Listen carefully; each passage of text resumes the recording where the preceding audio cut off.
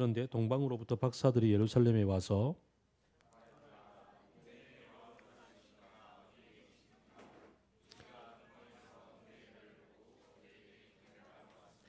헤롯 왕은 이 말을 듣고 당황하였고 온 예루살렘 사람들도 그와 함께 당황하였다.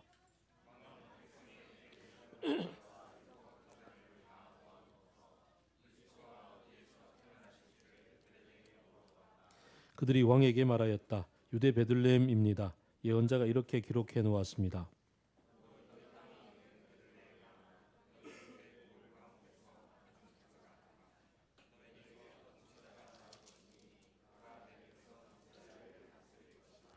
그때 헤롯은 그 박사들을 가만히 불러서 별이 나타난 때를 캐어 묻고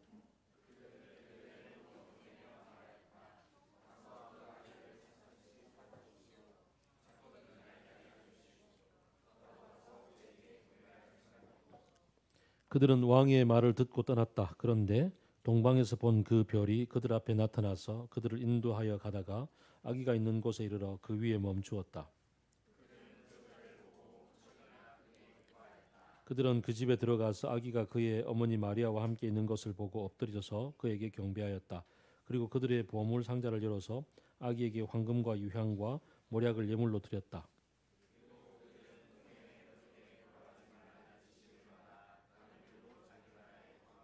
16절 같이 읽겠습니다. 헤롯은 박사들에게 속은 것을 알고 몹시 노하였다. 그는 사람을 보내어 그 박사들과 알아본 때를 기준으로 베들레헴과 그 가까운 온 지역에 사는 2살짜리로부터 그 아래의 사내 아이를 모조리 죽였다. 아멘. 대림절 동안에 우리가 그 예수님이 탄생하시던 그 때에 그를 기뻐하고 경배하고 찬양했던 주변 인물들 함께 쭉 이제 오늘까지 찾아봅니다. 그리고는 이제 성탄절은 이제 우리의 주인공 예수님을 또 묵상을 하겠죠. 오늘은 헤롯과 동방 박사들입니다. 동방 박사들은 어느 동네 살았을까요? 그렇죠. 동방이죠. 동방 항공을 타고 왔다 이런 얘기도 있고.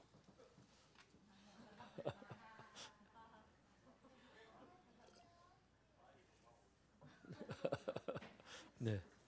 동방하게 되면 그 당시 동방은 메소포타미아쯤 되겠죠.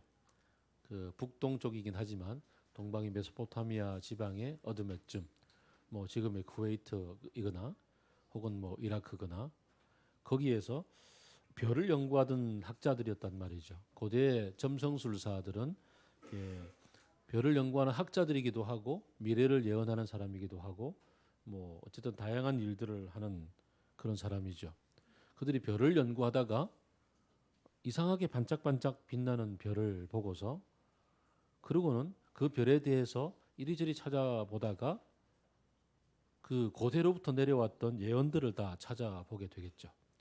그러다가 이 바벨론 지역에 이미 그 당시로부터 시작해서 400년 이상 전에 한 500년 전부터 전에 포로로 끌려왔다가 또 일부는 돌아가고 일부는 남아 살던 유대인들의 그 고대 문헌들을 발견을 했단 말이죠. 그리고 그 유대인들의 이 얘기를 쭉 조사를 해보니 이 아기가 요때쯤 태어난다.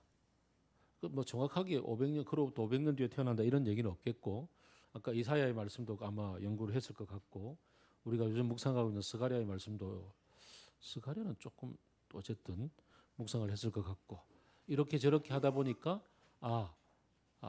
가보자. 그곳이 바로 유대로구나.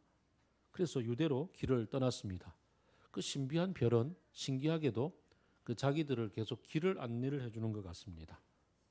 그 별을 따라서 예루살렘까지 왔고 너무나 자연스럽게 그 모든 예언들이 예언하는 바에 따르면 왕이 태어날 거라 그랬으니 그 왕이 태어날 곳은 당연히 왕궁이라 생각을 하고 왕궁으로 찾아갔었단 말이죠. 왕이 태어날 곳은 왕궁이란 이 지극히 당연한 생각 여기에 이제 우리가 한번 그 묵상의 출발점으로 좀 삼아 보았으면 좋겠습니다. 지극히 상식적이고 지극히 평범한 생각이죠. 왕은 왕궁에서 태어날 것이다. 실제로 그 당시에 헤롯이 왕으로 있었습니다. 그 헤롯 대왕이라 그러죠. 헤롯 대왕은 예수님이 태어나던 그해 근처에 죽습니다.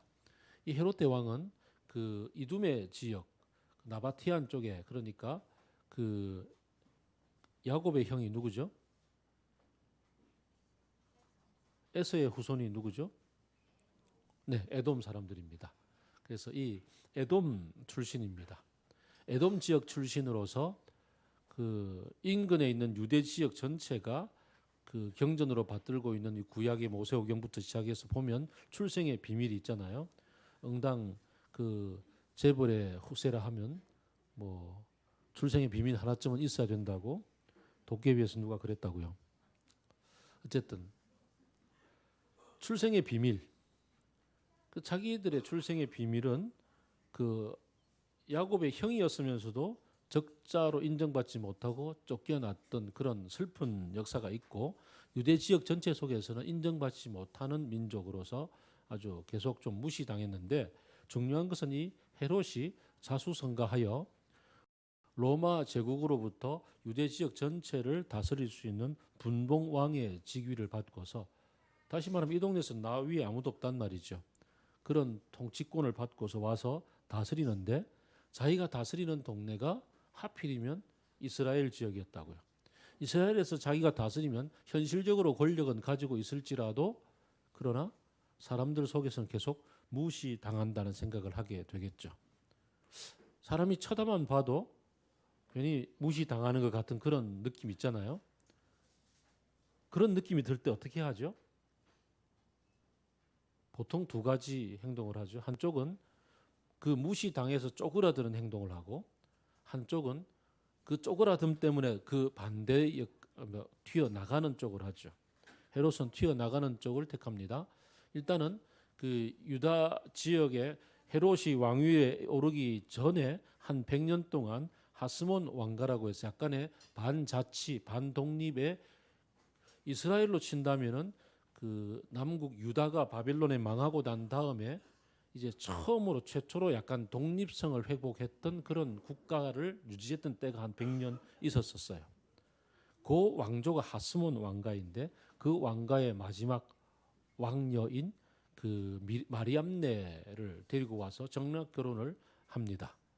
정략 결혼을 해서 이제 내가 그래도 유대의 혈통을 잇는 사람이다, 이런 인정함을 받고자 노력을 하고, 그리고는 사람들의 환심을 사기 위해서 이미 그 스룹바벨 성전이 지어졌다가 막 그냥 흐지부지 무너져 있던 그 예루살렘 성전을 엄청나게 크게 재건을 합니다. 지금 우리가 예루살렘에서 보는 성전은 이 헤롯 성전의 이 성전터입니다. 그래서 그 사람들의 존경을 한 몸에 받기 위해서, 환심 사기 위해서 성전 지었죠. 그리고 마리암네와 결혼했죠. 그리고 곳곳에 문화를 막 번성할 수 있도록 로마의 모든 경기장과 뭐 도로와 이런 것들을 엄청나게 건설을 많이 합니다. 그러나 속으로는 여전히 인정받지 못하는 마음이 계속 남아 있습니다. 여전히 무시당하는 것 같습니다. 그래서 그 1년에 2번씩 반드시 로마로 가서 그 재신임을 받고 와야 됩니다. 분봉왕들은 1년에 2번씩 재신임을 받으러 갈 때마다 내가 떠난 다음에 이곳에 반란이 일어나지 않을까, 그런 생각들 때문에 노심초사하면서 갑니다. 갈 때마다 그 군사들로 하여금 여기에 있는 그 백성의 지도자들을 잘 감시하라고 얘기하고, 자기의 아들들에 대해서도, 자기의 부인인 마리암네에 대해서도 철저히 감시하게 하지요. 참 그러면서 명령을 내리고 갑니다. 내가 만약에 로마에서 재신임을 받지 못하고 돌아오지 못하는 날이 벌어지면, 그러면 이 마리암네와 그의 아들들을 다 죽여라는 아주 비밀 그 명령까지 내리고 갑니다. 그만큼 마음속에 뭐가 있었겠습니까? 유대인이 아닌 것에 대한 불안감이 계속 존재하고 있었던 거죠. 결국은 계속 그는 끝까지, 자기가 죽을 때까지 끝까지 재신임은 받습니다만은, 자기의 살아생전에 자기의 부인인 마리암네와 그의 아들 아리스토블루스인가 그 사람을 결국은 영조가 했던 짓 있잖아요. 영조가 뭔 짓을 했죠? 사도세자 뒤주에 갖다 죽였잖아요. 그것처럼 마리암네와 자기 아들을 반역죄로 몰아서 죽이고 맙니다. 참 그때 로마의 그 아우구스투스 카이사르가 그 계속 신임장을 내주었던 까닭은 헤롯을 자기 친구로 여겼기 때문인데, 사석에서 다른 사람들한테 하는 말이 내가 헤롯의 아들이 되느니 차라리 헤롯의 돼지가 되겠다, 이런 말까지 했을 정도로 헤롯의 이 괴팍하고 그리고 그 약간 또라이 같은 짓들은 참 대단했었더랬습니다. 헤롯은 자기가 죽을 때가 되었다는 걸 느끼고 그 죽기 전에 비밀 교지를 전국에 내렸는데, 전국적으로 각 유대 마을의 장로들을 다 잡아 일단 가두었습니다. 다 가두고, 그리고 나서 내가 숨을 거두거든 그 가두었던 장로들을 다 죽여라 그랬습니다. 참 철저하죠. 헤롯이 죽고 나서 장로들은 다 죽을 뻔하였으나 그 뒤를 이은 아들의 명령으로 살아났고, 그날은 전국적인 잔치가 벌어졌습니다. 참 놀라운 사람이죠. 동방박사들은 너무나 자연스럽게 왕은 왕궁에서 태어날 거라고 생각을 하고 이 왕궁으로 찾아갔습니다. 그러나 헛걸음을 했죠. 헛걸음을 하였으나 이 헤롯으로서는 엄청나게 중요한 정보를 얻었습니다. 왕이 태어날 거라는 정보를 얻은 거죠. 각 마을의 장로들을 다 죽여야 될 정도로 그렇게 자기 아들과 아내를 그렇게 역적으로 몰아야 될 정도의 불안감에 떨었던 헤롯은 이 얘기에 그냥 사지가 바로 떨릴 수밖에 없죠. 그래서 동방박사들에게 가문이슬로 속였으나 동방박사들이 딴 길로 돌아가 버렸고, 그러자 결국은 그 베들레헴 주변, 예루살렘 주변 반경 몇 킬로 안에 있는 2살 아래의 모든 사내아이를 다 죽여버리는 명령을 내리죠. 예수님은 특별히 성령의 인도하심을 따라서 이 마태복음의 전승에 따르면 이집트로 피난을 갔다가 오는 통에 목숨을 유지를 했습니다마는, 어쨌든 이 땅의 가장 상식은 어떻게 하든지 이 땅을 살아가는 가운데 누구로부터 이렇게 쳐 죽임을 당하지 않기 위해서 힘을 가져야 하고, 어떻게 하든지 배가 굶지 않기 위해서 먹고 살 거리를 찾아야만 하고, 그리고 무엇보다도 다른 사람들의 인정을 받고 사는 것을 가장 상식적으로 생각을 하고, 우리 모두가 거기에 사실은 어느 정도 매여 살고 있습니다. 먹지 않고 살 사람 없고, 다른 사람의 인정을 받지 못하는데도 끝까지 선상선화 유아독존을 외치며 살아남을 사람 그렇게 많지 않습니다. 그리고 이왕이면은 주변 사람들을 이렇게 좀 부리고 살고자 하는 그런 파워를 갖고 살고 싶어 하는 것이 가장 기본적인 그런 사람들의 마음인 것 같습니다. 그런데 이 마음이 언제부터 생겼을까요? 이 마음은 다름 아니라 에덴 동산에서 뱀으로 변장한 사탄이 하와를 꼬셨을 때부터 생겼죠. 야, 저거 먹지 말라 하더냐? 라고 물었을 때, 그때야 비로소 화들짝 놀라서 선악과를 바라볼 때 보암직도 하고 먹음직스럽기도 하고 지혜롭게 할 만큼 탐스럽게도 한지라 라고 얘기를 했죠. 이 세 가지가 바로 금방 말씀드렸던 세 가지, 먹고 살아야 되는 주제, 남으로부터 인정받아야 되는 주제, 그리고 힘을 발휘해야 되는 주제가 아주 잘 녹아있는 표현이라 할 수가 있겠습니다. 하나님이 인간을 만드셨을 때의 모습 떠나는 가장 중요한 출발점이 되었던 게 우리로서는 가장 당연하다고 생각하는, 지극히 상식적이라고 생각하는 인간 삶의 가장 기초였다는 거죠. 그런데 예수님은 이 지극히 당연한 것들을 버리고 이 땅에 오셨습니다. 예수님이 이 땅에 오시기까지는 그가 세상 모든 것들을 창조하시고 다스리시던 그 하나님의 자리에서 떠나서 인간의 몸을 입고 이 땅에 오시는 것이었고, 그것도 인간 세상 속에서 너무나 당연하게 생각하는, 왕으로 온다면 왕국에 태어나야 될 텐데 왕궁이 아니라 베들레헴 한 마국간을 택해서, 그것도 지극히 평범하고 지극히 일상적인 가장 평범한 그 요셉과 마리아란 그런 갈릴리 출신의 가난한 그러한 집의 아들로 태어났습니다. 예수님의 선택, 예수님의 선택은 우리들에게 지극히 상식적이라고 너무나 인지상정이라고 알려져 있는 이 모든 것들이 실은 인지상정이 아니란다라고 얘기를 해주는 그런 선택이었습니다. 그건 너희들의 마음속에 그 사탄으로부터 유혹받았을 때 그때 시작되었던 거란다라고 이야기를 하며, 그것을 떨칠 것에 대해서 도전하시는 게 바로 예수님의 이 마국간에서의 탄생이 아닌가 생각을 해봅니다. 예수님은 그 이 마국간에서의 탄생의 그림을 아주 정확하게 다시 한 번 더 반복하는 때가 있었는데, 40일간 광야에서 금식하며 공생애를 시작하던 첫날이죠. 처음에 금식하며 그리고 하나님과 깊은 교제를 하고 있던 그때에 사탄이 찾아와서 유혹했던 장면입니다. 에덴 동산에서의 유혹을 그대로 재현했던 것 같기도 합니다. 배가 고프지? 돌덩이를 떡덩이로 바꾸어서 먹어보지 않겠니? 먹거리에 대한 도전이죠. 먹음직스럽고. 그리고 그 다음 뭐였던가요? 그 다음에는 뛰어내려 보아라. 뛰어내려 보아라. 네가 하나님의 아들 맞니? 너 하나님의 아들 아니지? 뛰어내려서 너 자신이 하나님의 아들로 인정받음을 증명해 보아라고 이야기를 했었습니다. 나 존재의 근거에 대해서 질문을 하죠. 다른 사람들의 인정을 받고 다른 사람들로부터 이렇게 뭔가 그 지지를 받아야만 대부분 존재할 거라고 생각하는, 내가 존재할 거라고 생각하는 그런 기준에 대해서 하나님이 천사를 보내어서 너를 지켜주는 것을 네가 확인해 봐야 되지 않겠니?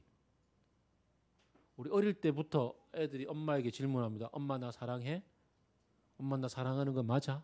엄마 우리 엄마 맞아? 조금이라도 야단치면 엄마 우리 엄마 맞아? 막 그러고, 그런 어떤 인정받고 싶고 내가 누구인지에 대해서 누군가로부터 지지받고 싶은 그러한 것에 대해서 사탄은 도전을 했었습니다. 그리고 마지막으로, 야 우리끼리 하는 말인데 야, 나한테 절만해. 아무도 안 봐. 그럼 내가 세상 다스리는 모든 권세를 다 줄 거야 라고 도전을 합니다. 파워에 대한 도전이죠. 인간의 지극히 상식적으로 생각하고 우리가 살아가면서 지극히 당연하다고 생각하고 추구해 가고자 하는 것들에 대해서 예수님은 거절하셨습니다. 그 모든 것을 거절하셨던 가장 근본 출발점은 하나님과 당신 사이에서 내가 누구인지를 아는 거였습니다.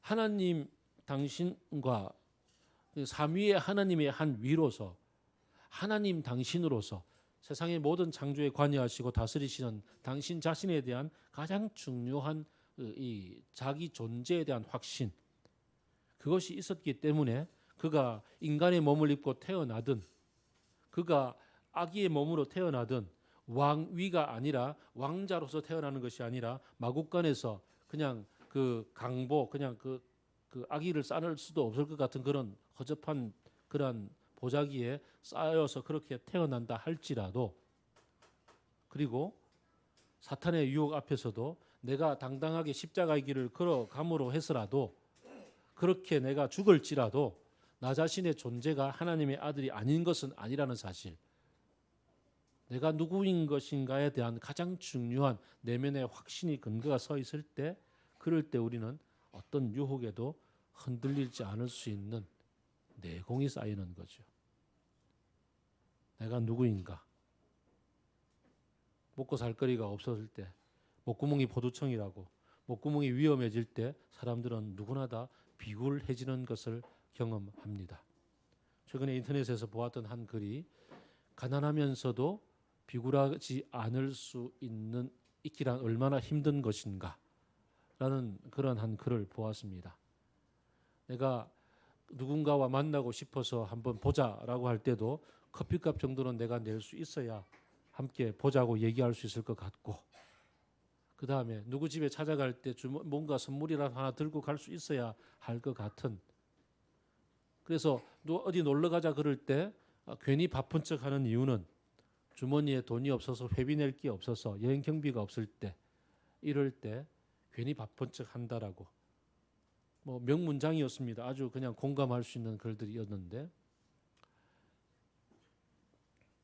그렇게 참 이 목구멍이 포도청인 그런 가난한 사람들이 비굴하지 않을 자신이 참 없는 그런 게 우리의 주변에서의 가장 일반적인 경험이긴 합니다만, 그러나 가난할지라도 다른 사람들이 나를 대단하다라고 인정하는 그런 상황이 계속되지 않을지라도, 누군가의 사랑을 계속 확인받지 않을지라도 나를 지으신 하나님이 나를 당신의 것이라 부르시고 당신의 아들이요 당신의 딸이라고 그렇게 불러주셨던 놀라운 사실, 너는 특별하단다라고 맥스 루케이두가 어린이 그림책을 통해서 들려주었던 것처럼 나 자신이 하나님 앞에서 누구인가를 분명하게 알고 살기를 바라는 그 확실함을 주시기 위해서 예수 그리스도는 우리에게 다가오셨고 우리를 위하여 십자가를 지셨고 그리고 우리를 새롭게 불러주셨단 말이죠. 그래서 우리는 이 성탄절을 통해서 예수 그리스도를 통해서 다시 한번 우리가 확인할 것은, 내가 어떤 상황 속에 처해 있든 누구와의 관계 속에서 어떤 모습으로 살아가든 내가 누구인지에 대해서 놓치지 말기를 바란다는 것입니다. 네가 누구인 것을 잊지 말라. 예수님을 통해서 하나님은 우리에게 이렇게 말씀을 들려주십니다. 내가 누구인가? 거기에서 우리는 여유가 생깁니다. 어제 문득 지나가다가 뭐 있지? 우리가 보았던 프로가 뭐 있지? TV 이거 했던 거 뭐지? 신서유기. 신서유기를 보니까 여러 가지고 샥샥 하는 거 하더라고요. 그럴 때 이걸 따라가면 지는 거, 반대로 고개 돌리면 이기는 게임을 하는데 대단한 심리전입니다. 보고 있으면 따라갑니다. 보고 있으면. 근데 좀 여유롭게 딴짓 하다가 딱 하면 자기 생각대로 하고 대부분 통과를 합니다. 앞사람 하는 사람과의 심리전이거든요. 내가 누구인가를 주변 환경에 매여서 주변 사람들의 판단에 따라서 흔들리는 사람들이 꼭 그 모양입니다. 따라서 흔들립니다. 등락을 거듭합니다. 그런데 내가 누구인지를 하나님으로부터 알고 그 마음에 확신을 갖고 사는 사람은 여유롭습니다. 그만큼 내공이 있어서 쉽게 흔들리지 않습니다. 예수님은 마국간에서 태어나셨음에도 불구하고 하나님의 아들이셨습니다. 그분은 인간의 몸을 입고 이 땅에 태어나셨을지라도 하나님의 아들이셨습니다. 40일을 굶고 계셨어도 하나님의 아들이었습니다. 그가 뛰어내려서 천사가 와서 바쳐주는 것을 증명받지 않을지라도 당신은 하나님의 아들이라는 사실을 흔들림 없이 꿋꿋하게 내면 속에 간직하고 실제로 하나님의 아들로 사셨습니다. 우리가 오늘 이 성탄절, 이 왕궁에서 태어났을 것이라고 생각하고 그 길로 너무나 당연하게 걸어갔던 이 동방박사들의 헛걸음을 통해서 우리가 볼 수 있는 것은, 그리고 왕좌에 앉아 있으나 여전히 내면 속에서 인정받지 못하고 그 왕위를 빼앗길까 봐 전전긍긍 두려워하며 가족들까지 다 역적으로 몰아서 죽여버려야만 했던, 자기가 죽고 나서 그 장로들을 다 죽이라고 명령해야 할 만큼 평생 동안 불안에 떨고 살았던 왕이었던 헤롯, 그를 통해서 우리가 볼 수 있는 것은, 나는 지극히 평범한 일상 속에서 지극히 평범한 일상을 살아가면서 나는 하나님의 아들이야. 나는 하나님의 딸이야. 나는 하나님의 형상이야. 라는 것을 붙잡고 사는 것입니다. 그리고 이제 예수 그리스도께서는 이 땅에 지극히 평범한 범인으로 이 땅에 태어나시고 그러면서 하나님의 아들로서 하나님과 교제하는 가운데 하나님이 이 땅을 살아가기를 원하시는 그 소명을 주셨고 그 소명을 붙들고 살아가는 인생의 목적을 알고 살아가는 사람이었기에 가야 할 바를 알고 가는 이의 뒷모습이 얼마나 당당하고 아름다운가라는 그 식구처럼 그렇게 인생을 사셨습니다. 우리가 이 땅을 살아가면서 내가 무엇을 하고 살기를 바라는가? 사실 우리의 소명 그러면 많은 사람들이 이 직업을 떠올립니다. 그러나 직업 이전에 하나님께서 나를 부르시고 당신의 아들을 삼아 주셨을 때 무엇을 하고 살기를 바라는가? 어떤 삶을 살기를 바라는가에 대한 가장 중요한 얘기들을 성경을 통해서 듣고 하나님과 교제하는 가운데 기도 가운데서 듣고 사는 것. 그럴 때 그리스도 예수께서 빌립보서 2장에서 얘기하는 것처럼 자기를 비워서 하나님 사람과 같이 되었고 죽기까지 순종하였다라고 이야기하는 말씀을 이루게 되는 거죠. 순종함.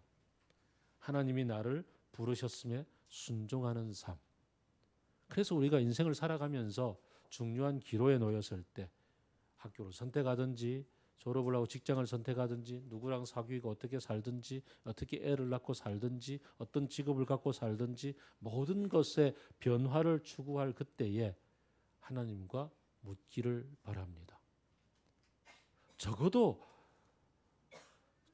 인생이 바뀌는데 어떻게 하나님과 질문하고 묻지 않을 수가 있는지에 대해서 저는 의문을 가져봅니다. 하나님과 이 얘기를 나누고 하나님으로부터 인생을 어떻게 살 것인지에 대해서 얘기를 나누지도 않은 채 자기의 욕심에 이끌려서 보암직하고 먹음직스럽고 지혜롭게 할 만큼 탐스러운 것들을 향해서 달려가는 그 길을 걸어가는 게 어떻게 그리스도인의 삶인지에 대해서 한번 질문을 다시 한번 해봅니다. 동시에 물을 때 모든 것들을 솔직하게 나누고 난 이런 것 하고 싶어요. 난 저렇게 살고 싶어요. 사실 모르겠어요. 라고 하나님 앞에 모든 것들을 오픈하고서 질문하는 시간. 겟세마네가 있어야 하는 거죠. 겟세마네에서 예수님은 감추지 않았습니다.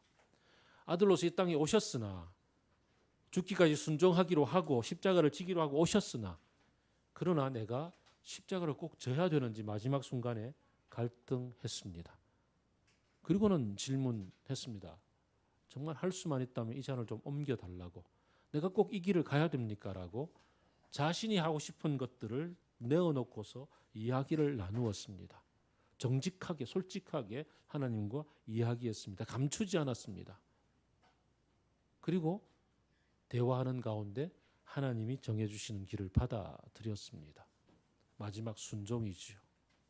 그것이 너무나 중요합니다. 너무나 많은 사람들은 내 생각을 하나님의 것인 양 포장하고서 그런 것이야 라고 이렇게 적당히 얼버무려서 드러내는 데 익숙합니다. 그러지 않기를 바랍니다. 하나님하고 같이 솔직하게 나누고 하나님과 얘기 나눈 결론에 대해서 순종할 수 있는 용기를 갖는 것. 그게 예수님이 이 땅에 오셔서 우리들에게 보여주신 가장 중요한 것 중에 하나가 생각이 듭니다. 사실 이 겟세마네 기도는 하늘에서부터 시작이 된 것 같습니다. 우리 최근에 묵상했던 스가랴서도 보면 하늘의 어전 회의가 펼쳐지고 있잖아요. 욥기도 보면 하늘의 어전 회의가 있고 하늘에서 삼위 하나님 함께 나누시는 대화 가운데서 이미 당신의 그 자리를 내려놓고 인간의 몸을 입고 태어나기로 결정하는 순간에 겟세마네의 기도와 대화가 시작이 되었고 그리고 예수님은 거기를 하나님 아버지의 뜻을 순종하기로 하고 오신 거죠. 인생을 살아가면서 사람들마다 꿈꾸는 것은 남들보다 더 비범해지고 남들보다 더 잘 살고 누구보다는 그래도 더 파워가 있기를 바란다라고. 종종 그래서 저는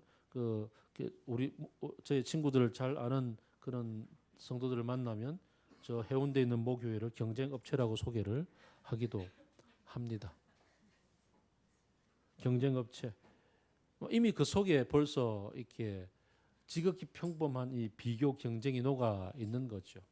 우스갯소리로 하긴 합니다만 그럴 때마다 아내는 그러지 말라고 제발 그러지 말라고 그렇게 얘기를 합니다.